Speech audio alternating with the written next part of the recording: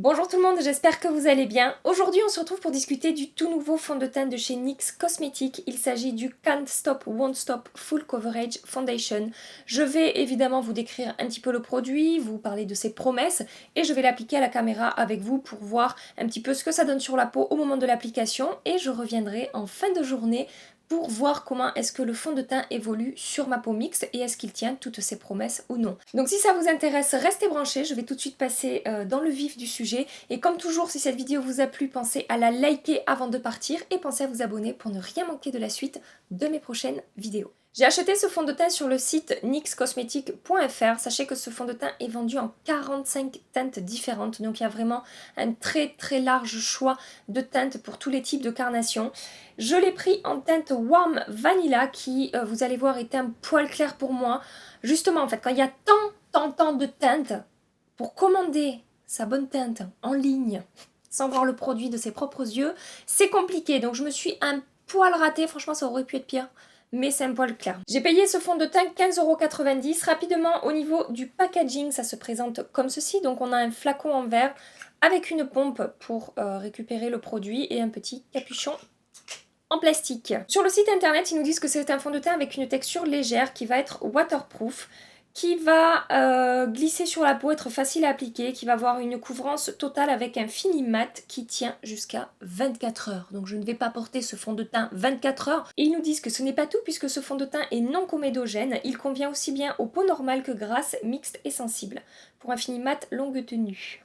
Voilà. Donc c'est pas la première fois que je vais utiliser ce fond de teint, je l'ai déjà appliqué 2 fois, je me suis pas fait un avis définitif mais voilà, j'ai déjà vu un petit peu comment est-ce qu'il évoluait sur ma peau, évidemment on va voir ça ensemble, je vais tout de suite passer à l'application, un côté au Beauty Blender, un côté au pinceau toujours pour que vous puissiez voir un petit peu les deux outils d'application. Je me rapproche tout de suite et j'applique le fond de teint. Au niveau de la texture, on va avoir quelque chose d'assez épais, c'est pas un fond de teint hyper fluide. Et donc, première partie au Beauty Blender. Donc ne soyez pas effrayés, comme je vous ai dit, c'est un petit peu clair pour moi. Et ne soyez pas non plus effrayés par ce truc-là. J'ai un cratère qui a décidé de s'installer ici. Voilà, on n'est pas très copains, mais bon, je suis obligée de cohabiter, quoi. Voilà. Donc, au niveau de l'application à l'éponge, comme vous pouvez voir, le fond de teint s'applique très facilement et a effectivement une très bonne couvrance. Il fusionne bien à la peau. Il n'est pas compliqué à étaler. Il camoufle très bien mes imperfections et mes rougeurs. Donc au niveau de la couvrance, je suis assez d'accord. Sachez que vu qu'il est vraiment très pigmenté, il en faut très peu en fait pour faire son visage. J'en ai un petit peu trop appliqué là, c'est pour ça que je passe mon éponge dans l'autre sens pour retirer un petit peu de matière. J'applique l'autre partie au pinceau avec mon F80 de chez Sigma et ensuite je vous parlerai du rendu sur ma peau. Je vous avoue que je ne l'ai pas encore appliqué au pinceau, c'est la première fois. Donc on va voir un petit peu ce que ça donne. Donc je trouve que j'obtiens moins de couvrance avec le pinceau qu'avec l'éponge. L'application au pinceau se fait assez facilement, le fond de teint ne fait pas de stries. Il fusionne très rapidement avec la peau. Je vais juste repasser un petit coup au Beauty Blender parce que je préfère le fini à l'éponge, comme vous le savez. Mais ça, c'est très personnel. Je sais qu'il y en a qui n'appliquent jamais leur fond de teint à l'éponge, mais voilà, je veux juste unifier un petit peu tout ça. Maintenant, pour ce qui est du rendu juste après l'application. Sachez que c'est globalement assez positif, mais je remarque déjà quelques petits soucis. Là, c'est la 3e fois que ça me fait exactement la même chose. Donc, sur mon front et mes joues, là, et sur mon nez, vraiment, c'est très joli. C'est-à-dire qu'il n'y a pas d'effet de matière.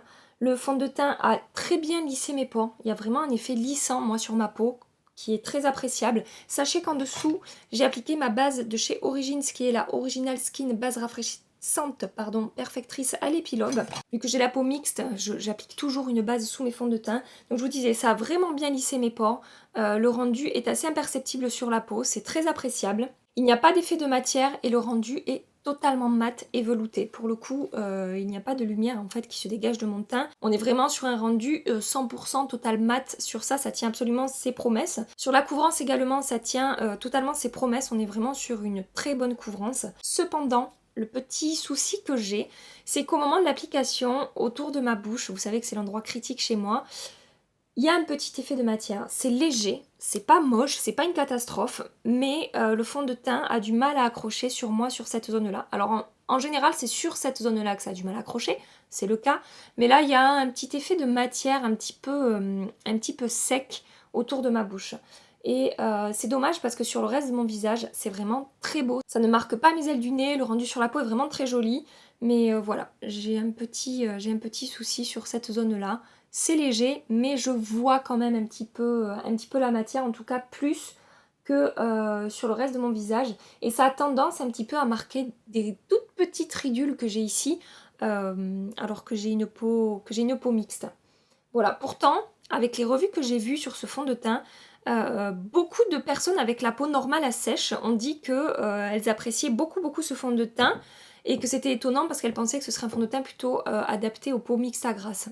Mais moi là, j'ai l'impression que ça marque un petit peu ma peau du côté un petit peu sec en fait. Je sais pas si vous voyez ce que je veux dire. Je vais terminer mon maquillage et je reviens tout de suite avec vous pour que vous puissiez voir le rendu final de mon make-up avec ce fond de teint en dessous. J'ai terminé d'appliquer mon maquillage et sachez que j'ai poudré ma zone T uniquement avec la poudre de chez Tarte. Je n'ai pas poudré le reste de mon visage parce qu'en fait il est tellement mat que j'ai remarqué les 2 premières fois où je l'ai appliqué que c'était pas la peine même que je poudre en fait le reste de mon visage. J'ai poudré les zones critiques, les ailes du nez, entre mes sourcils ici au milieu du front et sur mon menton autour de ma bouche. La poudre se comporte très bien par-dessus le fond de teint, ça n'a pas empiré les choses mais ça ne les a pas arrangées non plus. J'ai toujours cet effet de matière ici un petit peu autour de la bouche. Donc voilà ce que je peux vous dire pour l'instant. Je reviendrai en fin de journée pour vous montrer l'évolution du fond de teint au fil des heures sur ma peau. Je ne ferai évidemment aucune retouche. Juste sachez aussi qu'au niveau de la correction, j'ai seulement appliqué l'anti-cerne sur mes cernes. J'en ai pas appliqué sur le reste de mon visage, même sur mon truc là,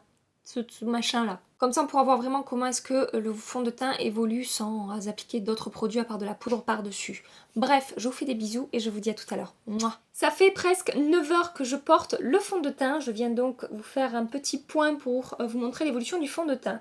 Donc, pour ce qui est du contrôle de sébum, je pense que vous pouvez voir que sur ma peau, ça se passe vraiment très bien. Avec les produits avec lesquels je l'utilise, donc la base Origins et la poudre Tarte, vraiment, c'est au niveau du contrôle de sébum, c'est impeccable. J'ai pas beaucoup de fond de teint qui me garde aussi mat autant d'heures. Et pour ce qui est du rendu sur ma peau, donc toujours pareil, au niveau du front, des joues et du nez, l'aspect est toujours joli. Mes pores sont toujours lissés, il n'y a pas d'effet de matière ni quoi que ce soit, donc ça c'est vraiment positif. Par contre, l'effet de matière c'est vraiment aggravé de ce côté-là. Je ne sais pas si vous arriverez à le voir à la caméra, mais là, au coin de la bouche des deux côtés, j'ai des petites ridules qui normalement n'apparaissent jamais, qui sont marquées. J'ai des plaques de sécheresse aussi là qui sont marquées. Et j'ai vraiment un effet de matière sur mon menton, avec de la matière qui s'est quand même pas mal accumulée ici. Et pour les 3 jours de test que je viens de passer avec ce fond de teint, je remarque à chaque fois la même chose, c'est que sur cette zone-là, le fond de teint se sépare de ma peau en fait. Je voulais vous dire aussi que pendant ces 3 jours de test, il y a un matin où je l'ai appliqué avec ma base Step 1 de chez Make Up For Ever, qui est la base lissante. Et au fil des heures, le fond de teint, bon, s'est comporté de la même manière au niveau du rendu sur la peau, mais par contre au niveau de la matité, j'ai plus brillé avec la Make Up For Ever qu'avec la Origins. Après vraiment sur tout le reste de mon visage, je suis assez bluffée par l'aspect lissé de ma peau et la matité quoi. C'est vraiment surprenant. Pour ce qui est de ma conclusion par rapport à ce fond de teint sur ma peau, après 3 jours de test, si je ne trouve pas de solution par rapport à cette zone-là, c'est pas un fond de teint que je vais utiliser, un fond de teint vers lequel je vais me tourner. J'ai d'autres fonds de teint qui fonctionnent vraiment beaucoup mieux sur ma peau. Par exemple le Dream Caution de chez Maybelline ou le Wet n Wild, le Photo Focus Foundation, ou en ce moment celui que je ne quitte pas, un peu plus cher, le Matte Velvet Skin de chez Make Up For Ever.